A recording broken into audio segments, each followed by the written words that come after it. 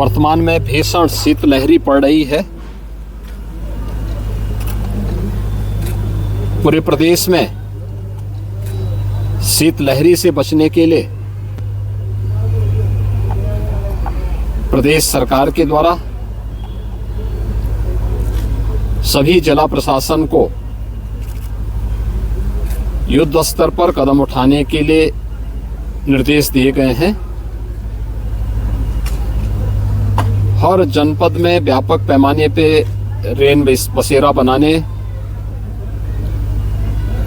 जरूरतमंदों को ऊनी वस्त्र और कंबल वितरण करने, सार्वजनिक स्थलों पर अलाव जलाने के लिए निर्देश भी दिए गए हैं। आज यहाँ गोरखपुर में मुझे बरगदवा में और राप्ती नगर में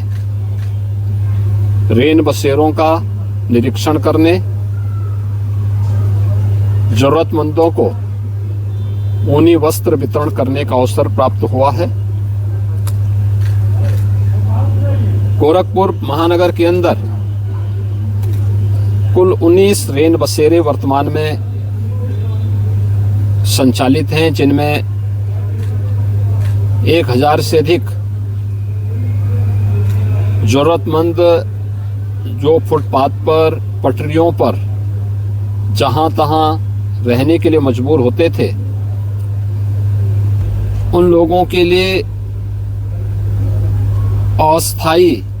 रहने की व्यवस्था इन रेन बसेरों में की गई है।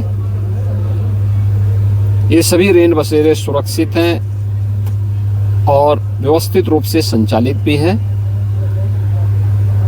ऐसे ही हर महानगर में और जनपद में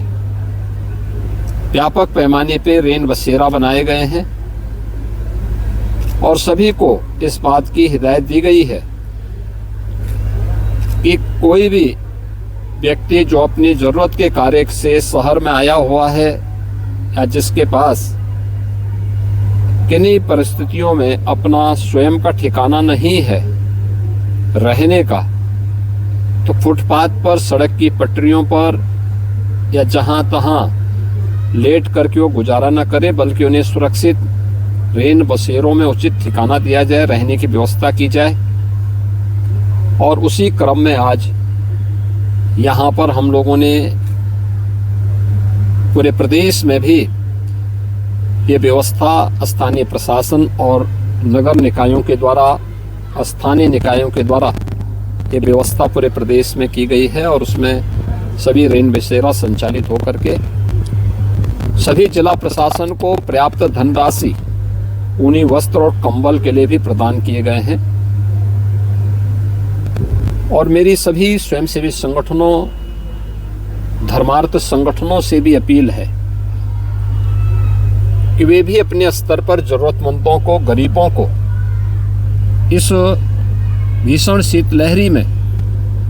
आवश्यक ऊनी वस्त्र और कंबल आदि का वितरण करें। यह बड़ा पुण्य और धर्मार्थ का कार्य है